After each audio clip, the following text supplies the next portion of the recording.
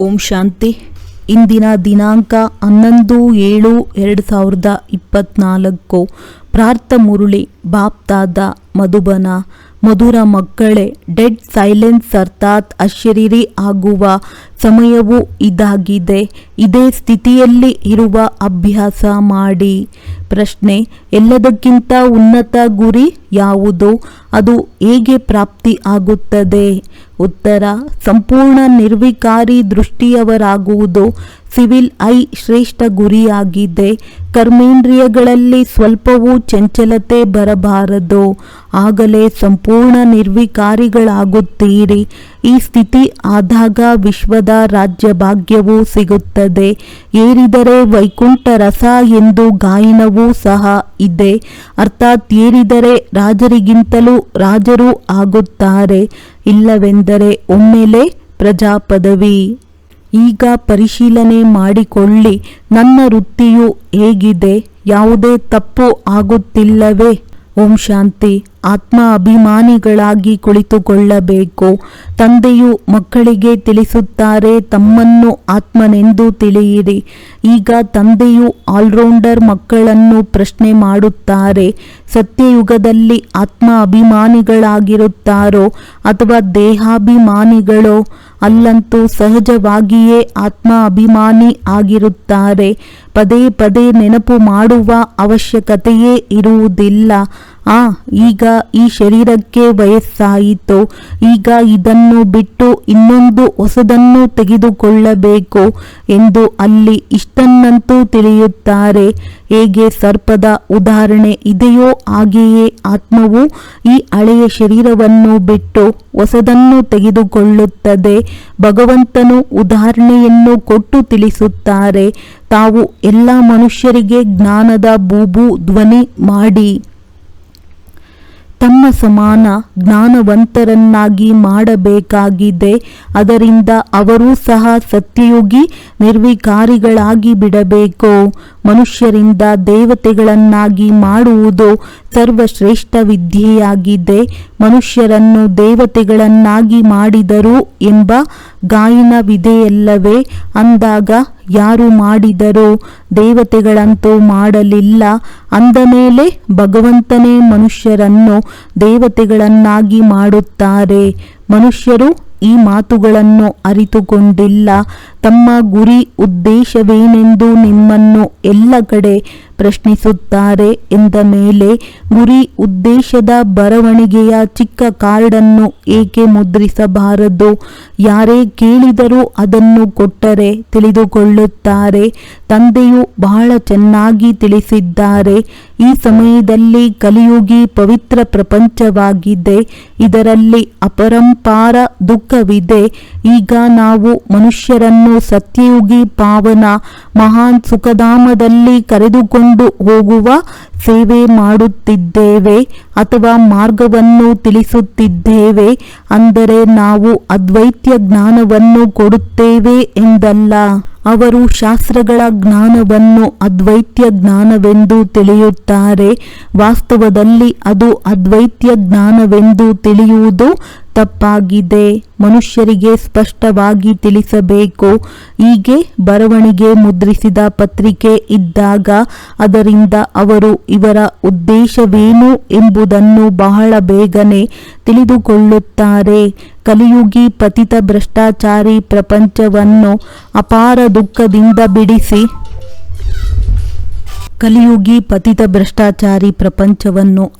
ದುಃಖದಿಂದ ಬಿಡಿಸಿ ಸತ್ಯಯುಗಿ ಪವಿತ್ರ ಶ್ರೇಷ್ಠಾಚಾರಿ ಅಪಾರ ಸುಖದ ಪ್ರಪಂಚದಲ್ಲಿ ಕರೆದುಕೊಂಡು ಹೋಗುತ್ತೀರಿ. ತಂದೆಯು ಈ ಪ್ರಬಂಧವನ್ನು ಮಕ್ಕಳಿಗೆ ಕೊಡುತ್ತಾರೆ. ಹೀಗೆ ಸ್ಪಷ್ಟವಾಗಿ ಬರೆಯಬೇಕು. ಎಲ್ಲ ಸ್ಥಾನಗಳಲ್ಲಿ ಇಂತಹ ನಿಮ್ಮ ಪತ್ರಿಕೆಯನ್ನು ಇಟ್ಟಿರಬೇಕು. ತಕ್ಷಣ ಅದನ್ನು ತೆಗೆದುಕೊಡುವಂತಿರಬೇಕು. ಅದರಿಂದ ನಾವು ದುಃಖಧಾಮದಲ್ಲಿದ್ದೇವೆ, ಕೆಸರಿನಲ್ಲಿ ಇದ್ದೇವೆ ಎಂದು ಅವರಿಗೆ ತಿಳಿಯಬೇಕು. ನಾವು ಕಲಿಯುಗಿ ಪತಿತ ದುಃಖಧಾಮದ ಮನುಷ್ಯರಾಗಿದ್ದೇವೆ. ಇವರು ನಮ್ಮನ್ನು ಅಪಾರ ಸುಖದಲ್ಲಿ ಕರೆದುಕೊಂಡು ಹೋಗುತ್ತಾರೆಂಬುದು ಮನುಷ್ಯರಿಗೆ ತಿಳಿದಿಲ್ಲ. ಆದ್ದರಿಂದ ಇಂತಹ ಒಂದು ಒಳ್ಳೆಯ ಕಾರ್ಡನ್ನು ಮುದ್ರಿಸಿಡಬೇಕು. ಹೇಗೆ ನೀವು ಸತ್ಯಯುಗಿಗಳೋ ಅಥವಾ ಕಲಿಯುಗಿಗಳೋ ಎಂದು ಬ್ರಹ್ಮ ತಂದೆಯೂ ಸಹ ಕಾರ್ಡನ್ನು ಮಾಡಿಸಿದರು. ಆದರೆ ಮನುಷ್ಯರು ಏನು ತಿಳಿದುಕೊಳ್ಳುತ್ತಾರೆ? ರತ್ನಗಳನ್ನೂ ಸಹ ಕಲ್ಲುಗಳು ಎಂದು ತಿಳಿದು ಎಸೆಯುತ್ತಾರೆ. ಇವು ಜ್ಞಾನ ರತ್ನಗಳಾಗಿವೆ. ಶಾಸ್ತ್ರಗಳಲ್ಲಿ ರತ್ನಗಳಿವೆ ಎಂದು ಅವರು ತಿಳಿಯುತ್ತಾರೆ. ನೀವು ಸ್ಪಷ್ಟ ಮಾಡಿ ಈ ರೀತಿ ತಿಳಿಸಿ, ಇಲ್ಲಂತೂ ಅಪಾರ ದುಃಖವಿದೆ ಎಂದು ಅವರಿಗೆ ತಿಳಿಯಬೇಕು. ದುಃಖದ ಪಟ್ಟಿಯನ್ನು ಬರೆಯಿರಿ. ಅದರಲ್ಲಿ ಕೊನೆ ಪಕ್ಷ 101 ಪ್ರಕಾರದ ದುಃಖವನ್ನಂತೂ ಅವಶ್ಯವಾಗಿ ಬರೆದಿರಿ. ಈ ದುಃಖಧಾಮದಲ್ಲಿ ಅಪಾರ ದುಃಖವಿದೆ. ಇದೆಲ್ಲವನ್ನು ಬರೆಯಿರಿ. ಪೂರ್ಣ ಪಟ್ಟಿಯನ್ನು ತೆಗೆಯಿರಿ. ಇನ್ನೊಂದು ಕಡೆ ಅಪಾರ ಸುಖ, ಅಲ್ಲಿ ದುಃಖದ ಹೆಸರು ಇರುವುದಿಲ್ಲ. ನಾವು ಅಂತಹ ರಾಜ್ಯ ಅಥವಾ ಸುಖಧಾಮದ ಸ್ಥಾಪನೆ ಮಾಡುತ್ತಿದ್ದೇವೆ. ಇದನ್ನು ನೋಡಿದ ತಕ್ಷಣ ಮನುಷ್ಯರ ಬಾಯಿ ಬಂದು ಆಗಿಬಿಡಬೇಕು. ಈ ಸಮಯದಲ್ಲಿ ದುಃಖಧಾಮವಾಗಿದೆ ಎಂದು ಅವರಿಗೆ ಏನು ತಿಳಿದಿದೆ? ಇದನ್ನಂತೂ ಅವರು ಸ್ವರ್ಗವೆಂದು ತಿಳಿದು ಕುಳಿತಿದ್ದಾರೆ. ದೊಡ್ಡ ದೊಡ್ಡ ಮಹಲ್, ಹೊಸ ಹೊಸ ಮಂದಿರ ಇತ್ಯಾದಿಗಳನ್ನು ನಿರ್ಮಿಸುತ್ತಿರುತ್ತಾರೆ. ಆದರೆ ಇದೆಲ್ಲವೂ ಸಮಾಪ್ತಿ ಆಗುವುದಿದೆ ಎಂದು ಅವರಿಗೆ ತಿಳಿದಿದೆಯೇ? ಅವರಿಗೆ ಲಂಚದ ಹಣವಂತೂ ಬಹಳ ಇದೆ. ತಂದೆಯೂ ತಿಳಿಸಿದ್ದಾರೆ, ಇದೆಲ್ಲವೂ ಮಾಯೆಯದಾಗಿದೆ. ವಿಜ್ಞಾನದವರ ಅಭಿಮಾನ, ವಾಹನಗಳು, ವಿಮಾನಗಳು ಇವೆಲ್ಲವೂ ಮಾಯೆಯ ಶೋ ಆಗಿದೆ. ಇದು ಸಹ ನಿಯಮವಾಗಿದೆ. ಯಾವಾಗ ತಂದೆಯು ಸ್ವರ್ಗ ಸ್ಥಾಪನೆ ಮಾಡುತ್ತಾರೆಯೋ ಆಗ ಮಾಯೆಯೂ ಸಹ ತನ್ನ ಆಡಂಬರವನ್ನು ತೋರಿಸುತ್ತದೆ. ಇದಕ್ಕೆ ಮಾಯೆಯ ಶೋ ಎಂದು ಹೇಳಲಾಗುತ್ತದೆ. ಈಗ ನೀವು ಮಕ್ಕಳು ಇಡೀ ವಿಶ್ವದಲ್ಲಿ ಶಾಂತಿ ಸ್ಥಾಪನೆ ಮಾಡುತ್ತಿದ್ದೀರಿ. ಒಂದು ವೇಳೆ ಎಲ್ಲಿಯಾದರೂ ಮಾಯೆಯ ಪ್ರವೇಶತೆ ಆಗಿಬಿಡುತ್ತದೆ ಎಂದರೆ ಮಕ್ಕಳಿಗೆ ಮನಸ್ಸು ತಿನ್ನುತ್ತದೆ. ಯಾರಾದರೂ ಯಾರ ನಾಮರೂಪದಲ್ಲಿ ಸಿಕ್ಕಿಕೊಳ್ಳುತ್ತಾರೆಂದರೆ ಇದು ವಿಕಾರವಾಗಿದೆ ಎಂದು ತಂದೆಯು ತಿಳಿಸುತ್ತಾರೆ. ಕಲಿಯುಗದಲ್ಲಿ ವಿಕಾರಿತನವಿದೆ, ಕ್ರಿಮಿನಲೈಸೇಷನ್. ಸತ್ಯಯುಗದಲ್ಲಿ ನಿರ್ವಿಕಾರಿ, ಸಿವಿಲೈಸೇಷನ್. ದೇವತೆಗಳ ಮುಂದೆ ನಿರ್ವಿಕಾರಿಗಳು. ನಾವು ವಿಕಾರಿಗಳು ಎಂದು ಎಲ್ಲರೂ ತಲೆಬಾಗುತ್ತಾರೆ. ಆದ್ದರಿಂದ ತಂದೆಯು ತಿಳಿಸುತ್ತಾರೆ, ಪ್ರತಿಯೊಬ್ಬರೂ ತಮ್ಮ ಸ್ಥಿತಿಯನ್ನು ನೋಡಿಕೊಳ್ಳಿ. ದೊಡ್ಡ ದೊಡ್ಡವರು ಸಹ ತಮ್ಮನ್ನು ನೋಡಿಕೊಳ್ಳಿ. ನಮ್ಮ ಬುದ್ಧಿಯು ಯಾರ ನಾಮರೂಪದಲ್ಲಂತೂ ಹೋಗುವುದಿಲ್ಲವೇ? ಇಂಥವರು ಬಹಳ ಒಳ್ಳೆಯವರಾಗಿದ್ದಾರೆ. ಅವರಿಗೆ ಇದು ಮಾಡೋಣ ಎಂದು ಮನಸ್ಸಿನಲ್ಲಿ ಬರುತ್ತದೆಯೇ? ಇದಂತೂ ತಂದೆಗೆ ಗೊತ್ತಿದೆ. ಈ ಸಮಯದಲ್ಲಿ ಸಂಪೂರ್ಣ ನಿರ್ವಿಕಾರಿಗಳು ಯಾರೂ ಇಲ್ಲ. ಹಾಗೆಯೇ ಪಾಸ್ವಿಧಾನರ್ 8 ರತ್ನಗಳೇ ಆಗಿದ್ದಾರೆ. ಅವರದ್ದೇ ಈ ಸಮಯದಲ್ಲಿ ಸಂಪೂರ್ಣ ನಿರ್ವಿಕಾರಿತನವು ಇರಲು ಸಾಧ್ಯ. 108 ರತ್ನಗಳು ಸಹ ಈ ರೀತಿ ಇಲ್ಲ. ಸ್ವಲ್ಪವೂ ಸಹ ಚಂಚಲತೆಯೂ ಬರಬಾರದು. ಇದು ಪರಿಶ್ರಮವಿದೆ. ಕೆಲವರೇ ವಿರಳ ಈ ರೀತಿ ಇರುತ್ತಾರೆ. ಕಣ್ಣುಗಳು ಒಂದಲ್ಲ ಒಂದು ಮೋಸ ಮಾಡುತ್ತಿರುತ್ತದೆ. ಅಂದರೆ ನಾಟಕವೇನು ಯಾರನ್ನೂ ಬೇಗನೆ ನಿರ್ವಿಕಾರಿಗಳನ್ನಾಗಿ ಮಾಡುವುದಿಲ್ಲ. ಹೆಚ್ಚಿನ ಪುರುಷಾರ್ಥ ಮಾಡಿ ಎಲ್ಲಿಯೂ ನಮ್ಮ ಕಣ್ಣುಗಳು ಮೋಸ ಮಾಡುತ್ತಿಲ್ಲವೇ ಎಂದು ತಮ್ಮನ್ನು ಪರಿಶೀಲನೆ ಮಾಡಿಕೊಳ್ಳಬೇಕು. ವಿಶ್ವದ ಮಾಲೀಕರಾಗುವುದು ಅತಿ ದೊಡ್ಡ ಗುರಿಯಾಗಿದೆ. ಏರಿದರೆ ವೈಕುಂಠದ ರಸ, ಅರ್ಥಾತ್ ಏರಿದರೆ ರಾಜರಿಗಿಂತಲೂ ರಾಜರಾಗುತ್ತಾರೆ, ಬಿದ್ದರೆ ಪ್ರಜೆಗಳಲ್ಲಿ ಹೊರಟು ಹೋಗುತ್ತಾರೆ. ಇತ್ತೀಚೆಗಂತೂ ಇದು ವಿಕಾರಿ ಸಮಯ ಆಗಿದೆ ಎಂದು ಹೇಳುತ್ತಾರೆ. ಬಲೆ ಎಷ್ಟೇ ಹಿರಿಯ ವ್ಯಕ್ತಿಗಳಾಗಿರಬಹುದು, ತಿಳಿದುಕೊಳ್ಳಿ, ರಾಣಿಯೇ ಆಗಿರಬಹುದು, ಅವರಿಗೂ ಸಹ ನನ್ನನ್ನು ಯಾರು ಆರಿಸಿಕೊಂಡು ಹೋಗದಿರಲಿ ಎಂದು ಭಯವಿರುತ್ತದೆ. ಪ್ರತಿಯೊಬ್ಬ ಮನುಷ್ಯನಲ್ಲಿ ಅಶಾಂತಿ ಇದೆ. ನನ್ನ ಮಕ್ಕಳಲ್ಲಿಯೂ ಕೆಲವರು ಎಷ್ಟೊಂದು ಅಶಾಂತಿಯನ್ನು ಹರಡುತ್ತಾರೆ. ನೀವು ಶಾಂತಿ ಸ್ಥಾಪನೆ ಮಾಡುತ್ತಿದ್ದೀರಿ ಅಂದಾಗ ಮೊದಲು ಸ್ವಯಂ ಶಾಂತಿಯಲ್ಲಿ ಇರಿ. ಆಗ ಅನ್ಯರಲ್ಲೂ ಆ ಬಲ ತುಂಬುತ್ತದೆ.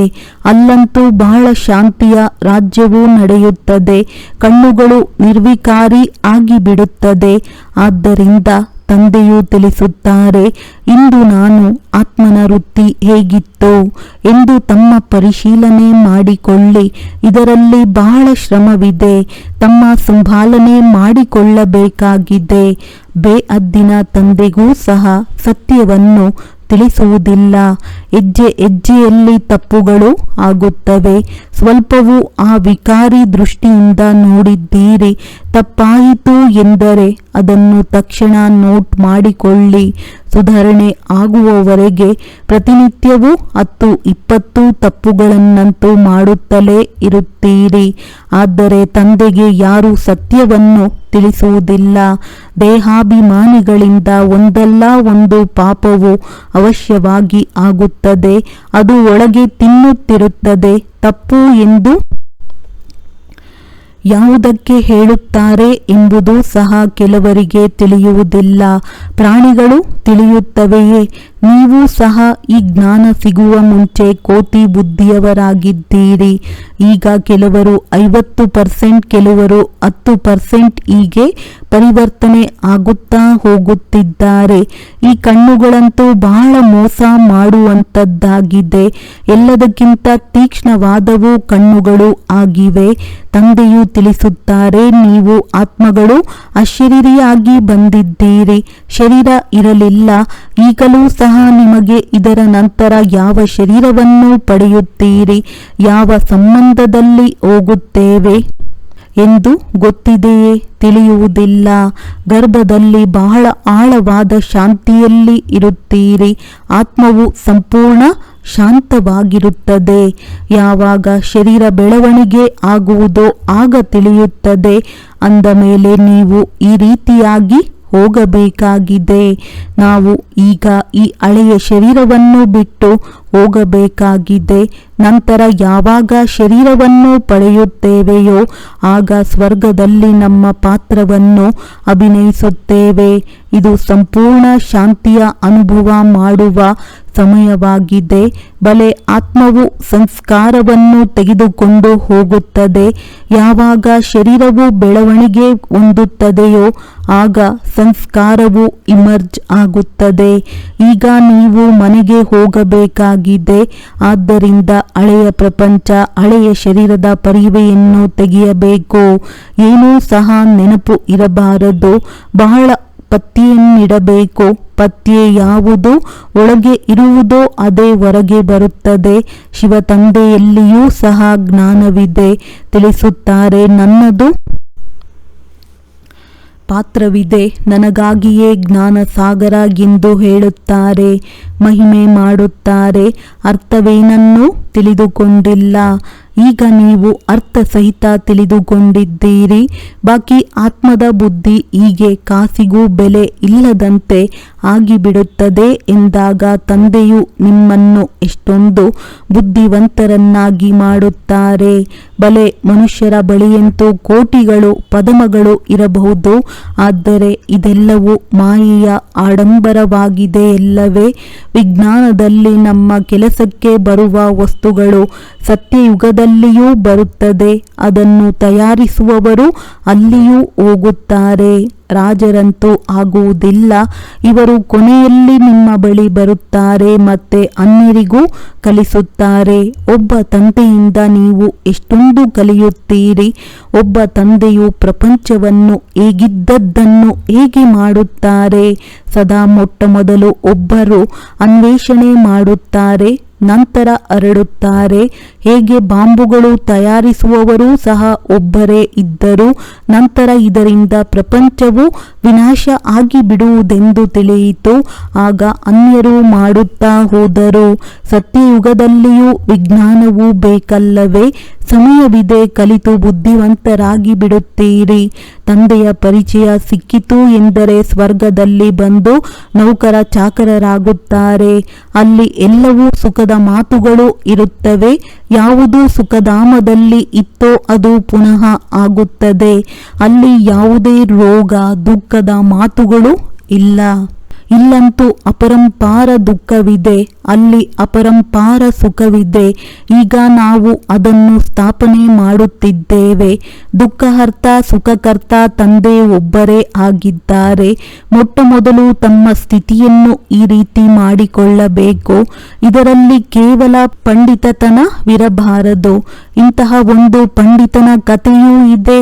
ರಾಮನಾಮವನ್ನು ಹೇಳಿದರೆ ನದಿಯನ್ನು ದಾಟಿ ಬಿಡುತ್ತೇವೆ ಎಂದು ಹೇಳಿದರು. ಕೇವಲ ಹೇಳಿದರಷ್ಟೇ, ತಾನು ಮಾತ್ರ ಧಾರಣೆ ಮಾಡಲಿಲ್ಲ. ಇದು ಈ ಸಮಯದ ಮಾತಾಗಿದೆ. ನೀವು ತಂದೆಯ ನೆನಪಿನಿಂದ ವಿಷಯ ಸಾಗರದಿಂದ ಶಿರಸಾಗರದ ಎಡೆಗೆ ಹೋಗುತ್ತಿದ್ದೀರಿ. ಇಲ್ಲಿ ನೀವು ಮಕ್ಕಳ ಸ್ಥಿತಿಯು ಬಹಳ ಚೆನ್ನಾಗಿ ಇಡಬೇಕು. ಯೋಗ ಬಲವಿಲ್ಲ, ವಿಕಾರಿ ದೃಷ್ಟಿ ಇದ್ದರೆ ಅಂಥವರ ಬಾಣವು ನಾಟುವುದಿಲ್ಲ. ಆದ್ದರಿಂದ ಕಣ್ಣುಗಳು ಬಹಳ ನಿರ್ವಿಕಾರಿ ಆಗಬೇಕು. ತಂದೆಯ ನೆನಪಿನಲ್ಲಿ ಇದ್ದು ಯಾರಿಗೆ ಜ್ಞಾನ ಕೊಡುತ್ತೀರೆಂದರೆ ಬಹಳ ಬೇಗನೆ ಬಾಣವು ನಾಟುವುದು. ಜ್ಞಾನದ ಕತ್ತಿಯಲ್ಲಿ ಯೋಗದ ಅರಿತವಿರಬೇಕು. ಜ್ಞಾನದಿಂದ ಧನದ ಸಂಪಾದನೆ ಆಗುತ್ತದೆ. ಶಕ್ತಿಯು ನೆನಪಿನದ್ದಾಗಿದೆ. ಅನೇಕ ಮಕ್ಕಳು ನೆನಪು ಮಾಡುವುದೇ ಇಲ್ಲ. ಅವರಿಗೆ ತಿಳಿದೇ ಇಲ್ಲ. ತಂದೆಯೇ ತಿಳಿಸುತ್ತಾರೆ. ಮನುಷ್ಯರಿಗೆ ಇದನ್ನು ತಿಳಿಸಬೇಕು. ಇದು ದುಃಖಧಾಮವಾಗಿದೆ. ಸತ್ಯಯುಗವು ಸುಖಧಾಮವಾಗಿದೆ. ಕಲಿಯುಗದಲ್ಲಿ ಸುಖದ ಹೆಸರೇ ಇಲ್ಲ. ಒಂದು ವೇಳೆ ಇದ್ದರೂ ಅದು ಕಾಗವಿಷ್ಟ ಸಮಾನವಾಗಿದೆ. ಸತ್ಯಯುಗದಲ್ಲಂತೂ ಅಪಾರ ಸುಖವಿರುತ್ತದೆ. ಮನುಷ್ಯರು ಅರ್ಥವನ್ನಂತೂ ತಿಳಿದುಕೊಂಡಿಲ್ಲ. ಮುಕ್ತಿಗಾಗಿಯೇ ತಲೆ ಕೆಡಿಸಿಕೊಳ್ಳುತ್ತಿರುತ್ತಾರೆ. ಜೀವನ್ಮುಕ್ತಿಯು ಯಾರಿಗೂ ಗೊತ್ತಿಲ್ಲ ಅಂದಾಗ ಜ್ಞಾನವನ್ನು ಸಹ ಕೊಡಲು ಹೇಗೆ ಸಾಧ್ಯ? ಅವರು ಬರುವುದೇ ರಜೋ ಪ್ರಧಾನ ಸಮಯದಲ್ಲಿ ಅಂದ ಮೇಲೆ ರಾಜಯೋಗವನ್ನು ಹೇಗೆ ಕಲಿಸುತ್ತಾರೆ? ಇಲ್ಲಂತೂ ಸುಖವು ಕಾಗವಿಷ್ಟ ಸಮಾನವಾಗಿದೆ. ರಾಜಯೋಗದಿಂದ ಏನಾಗಿತ್ತು ಎಂಬುದನ್ನು ತಿಳಿದುಕೊಂಡಿಲ್ಲ. ಇದೆಲ್ಲ ನಾಟಕವೂ ನಡೆಯುತ್ತಿದೆ. ನೀವು ಮಕ್ಕಳು ಅರಿತಿದ್ದೀರಿ. ಪತ್ರಿಕೆಗಳಲ್ಲಿಯೂ ನಿಮ್ಮ ನಿಂದನೆ ಬರೆಯುತ್ತಾರೆ. ಇವೆಲ್ಲವೂ ಆಗಲೇಬೇಕಾಗಿದೆ. ಅಬಲೆಯರಿಗೆ ಭಿನ್ನ ಭಿನ್ನ ದುಃಖಗಳು ಬರುತ್ತವೆ. ಪ್ರಪಂಚದಲ್ಲಿ ಅನೇಕ ಪ್ರಕಾರದ ದುಃಖವಿದೆ. ಈಗ ಯಾವುದಾದರೂ ಸುಖವಿದೆಯೇ? ಬಲೆ ಎಷ್ಟೇ ಸಾಹುಕಾರರಾಗಿರಬಹುದು, ರೋಗಿಯಾದರೂ ಅಂಧರಾದರೆಂದರೆ ದುಃಖವಂತೂ ಆಗುತ್ತದೆ ಎಲ್ಲವೇ? ದುಃಖ ಪಟ್ಟಿಯಲ್ಲಿ ಎಲ್ಲವನ್ನೂ ಬರೆಯಿರಿ. ರಾವಣ ರಾಜ್ಯ ಕಲಿಯುಗದ ಅಂತ್ಯದಲ್ಲಿ ಇವೆಲ್ಲ ಮಾತುಗಳಿವೆ. ಸತ್ಯಯುಗದಲ್ಲಿ ದುಃಖದ ಒಂದು ಮಾತೂ ಇರುವುದಿಲ್ಲ. ಸತ್ಯಯುಗವಂತೂ ಮೊದಲು ಇತ್ತಲ್ಲವೇ? ಈಗ ಸಂಗಮ ಯುಗವಾಗಿದೆ. ತಂದೆಯು ಸಂಗಮ ಯುಗದಲ್ಲಿಯೇ ಬರುತ್ತಾರೆ. ಈಗ ನಿಮಗೆ 5,000 ವರ್ಷಗಳಲ್ಲಿ ನಾವು ಎಂತೆಂತಹ ಜನ್ಮವನ್ನು ಪಡೆಯುತ್ತೇವೆ, ಹೇಗೆ ಸುಖದಿಂದ ದುಃಖದಲ್ಲಿ ಬರುತ್ತೇವೆ ಎಂದು ತಿಳಿದಿದೆ. ಯಾರಿಗೆ ಪೂರ್ಣ ಜ್ಞಾನವು ಬುದ್ಧಿಯಲ್ಲಿ ಇದೆಯೋ, ಧಾರಣೆ ಇದೆಯೋ ಅವರು ತಿಳಿದುಕೊಳ್ಳಬಹುದು. ತಂದೆಯು ನೀವು ಮಕ್ಕಳ ಜೋಳಿಗೆಯನ್ನು ತುಂಬುತ್ತಾರೆ. ಧನದಾನ ಮಾಡಿದರೆ ಅದು ಎಂದಿಗೂ ಮುಗಿಯುವುದಿಲ್ಲ ಎಂಬ ಗಾಯನವಿದೆ. ಜ್ಞಾನಧನದ ದಾನ ಮಾಡಲಿಲ್ಲವೆಂದರೆ ಅವರ ಬಳಿ ಇಲ್ಲವೇ ಇಲ್ಲವೆಂದರ್ಥ. ಅಂದ ಮೇಲೆ ಮತ್ತೆ ಸಿಗುವುದೇ ಇಲ್ಲ. ಲೆಕ್ಕವಿದೆಯಲ್ಲವೇ? ಕೊಡುವುದೇ ಇಲ್ಲವೆಂದಾಗ ಸಿಗುವುದಾದರೂ ಎಲ್ಲಿ? ವೃದ್ಧಿಯು ಎಲ್ಲಿ ಆಗುತ್ತದೆ? ಇವೆಲ್ಲವೂ ಅವಿನಾಶಿ ಜ್ಞಾನ ರತ್ನಗಳಾಗಿವೆ. ಪ್ರತಿಯೊಂದು ಮಾತಿನಲ್ಲಿ ನಂಬರ್ ವಾರಂತೂ ಇರುತ್ತಾರಲ್ಲವೇ? ಇದು ಸಹ ನಿಮ್ಮ ಆತ್ಮಿಕ ಸೇನೆ ಆಗಿದೆ. ಕೆಲವು ಆತ್ಮಗಳು ಹೋಗಿ ಶ್ರೇಷ್ಠ ಪದವಿಯನ್ನು ಪಡೆಯುತ್ತಾರೆ. ಇನ್ನು ಕೆಲವು ಆತ್ಮರು ಪ್ರಜಾ ಪದವಿಯನ್ನು ಪಡೆಯುತ್ತಾರೆ. ಹೇಗೆ ಕಲ್ಪದ ಹಿಂದೆ ಪಡೆದಿದ್ದರೂ ಒಳ್ಳೆಯದು.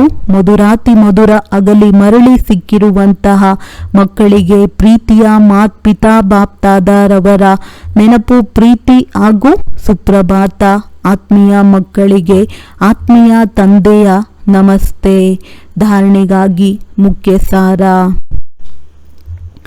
ತಮ್ಮ ಸಂಭಾಲನೆ ಮಾಡಿಕೊಳ್ಳಲು ಹೆಜ್ಜೆ ಹೆಜ್ಜೆಯಲ್ಲಿ ಒಂದು. ಇಂದು ನಾನು ಆತ್ಮನ ವೃತ್ತಿ ಹೇಗಿತ್ತು? ಕಣ್ಣುಗಳು ನಿರ್ವಿಕಾರಿ ಆಗಿತ್ತೆ? ದೇಹಾಭಿಮಾನಕ್ಕೆ ವಶರಾಗಿ ಯಾವುದೇ ಪಾಪವಾಯಿತೆ ಎಂದು ಪರಿಶೀಲನೆ ಮಾಡಿಕೊಳ್ಳಬೇಕು. ಬುದ್ಧಿಯಲ್ಲಿ ಅವಿನಾಶಿ ಜ್ಞಾನಧನದ ಧಾರಣೆ ಮಾಡಿ ಮತ್ತು ದಾನ ಮಾಡಬೇಕಾಗಿದೆ. ಜ್ಞಾನದ ಕತ್ತಿಯಲ್ಲಿ ನೆನಪಿನ ಹರಿತವನ್ನು ಅವಶ್ಯವಾಗಿ ತುಂಬಬೇಕಾಗಿದೆ. ವರದಾನ: ಸತ್ಯತೆಯ ಅಧಿಕಾರವನ್ನು ಧಾರಣೆ ಮಾಡಿ ಸರ್ವರನ್ನು ಆಕರ್ಷಿತ ಮಾಡುವಂತಹ ನಿರ್ಭಯ ಮತ್ತು ವಿಜಯೀ ಭವ. ತಾವು ಆತ್ಮರು ಸತ್ಯತೆಯ ಶಕ್ತಿಶಾಲಿ ಶ್ರೇಷ್ಠ ಆತ್ಮರಾಗಿರುವಿರಿ. ಸತ್ಯ ಜ್ಞಾನ, ಸತ್ಯ ತಂದೆ, ಸತ್ಯ ಪ್ರಾಪ್ತಿ, ಸತ್ಯ ನೆನಪು, ಸತ್ಯ ಗುಣ, ಸತ್ಯ ಶಕ್ತಿಗಳು ಎಲ್ಲ ಪ್ರಾಪ್ತಿಯಾಗಿವೆ. ಇಷ್ಟು ದೊಡ್ಡ ಅಧಿಕಾರಿತನದ ನಶೆ ಇದ್ದರೆ ಇದು ಸತ್ಯತೆಯ ಅಧಿಕಾರಿತನ ಪ್ರತಿ ಆತ್ಮರನ್ನು ಆಕರ್ಷಣೆ ಮಾಡುತ್ತಿರುತ್ತದೆ. ಸುಳ್ಳಿನ ಖಂಡದಲ್ಲಿಯೂ ಇಂತಹ ಸತ್ಯತೆಯ ಶಕ್ತಿ ಉಳ್ಳವರು ವಿಜಯಿಗಳಾಗುತ್ತಾರೆ. ಸತ್ಯತೆಯ ಪ್ರಾಪ್ತಿ ಖುಷಿ ಮತ್ತು ನಿರ್ಭಯತೆಯಾಗಿದೆ. ಸತ್ಯ ಹೇಳುವವರು ನಿರ್ಭಯರಾಗಿರುತ್ತಾರೆ. ಅವರಿಗೆ ಎಂದೂ ಭಯವಾಗುವುದಿಲ್ಲ. ಸ್ಲೋಗನ್: ವಾಯುಮಂಡಲವನ್ನು ಪರಿವರ್ತನೆ ಮಾಡುವ ಸಾಧನೆಯಾಗಿದೆ ಸಕಾರಾತ್ಮಕ ಸಂಕಲ್ಪ ಮತ್ತು ಶಕ್ತಿಶಾಲಿ ವೃತ್ತಿ. ಒಳ್ಳೆಯದು. ಓಂ ಶಾಂತಿ.